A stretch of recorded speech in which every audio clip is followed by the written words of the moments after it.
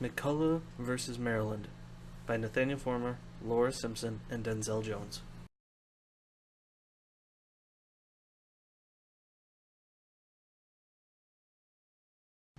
In 1816, the U.S. Congress passed an act to incorporate the subscribers to the Bank of the U.S.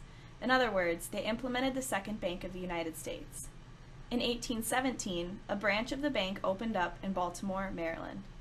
In 1818, the General Assembly of Maryland passed an act to impose taxes on the banks.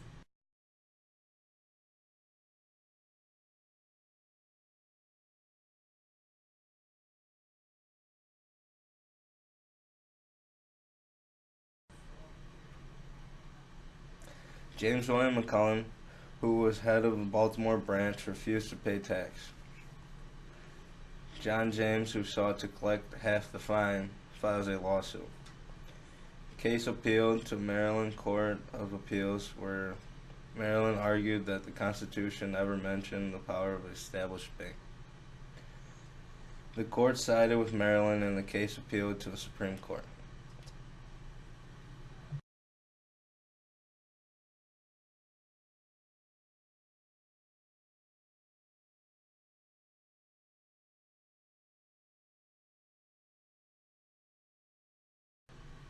Court has determined that Congress can establish banks.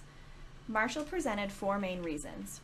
First, he said that historical practice established Congress's power and referenced the First National Bank.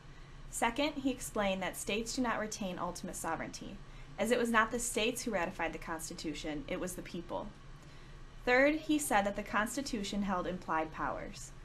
And finally, he backed up his third point with textual evidence and referenced the necessary and proper clause. Marshall also declared that Maryland cannot tax banks because it was unconstitutional. The power to tax is the power to destroy.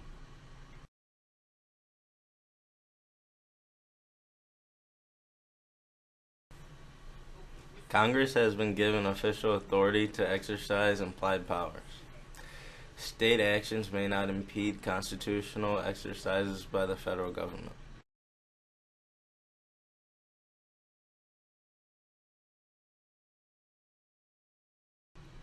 It reinforced the federal government's supremacy over the states.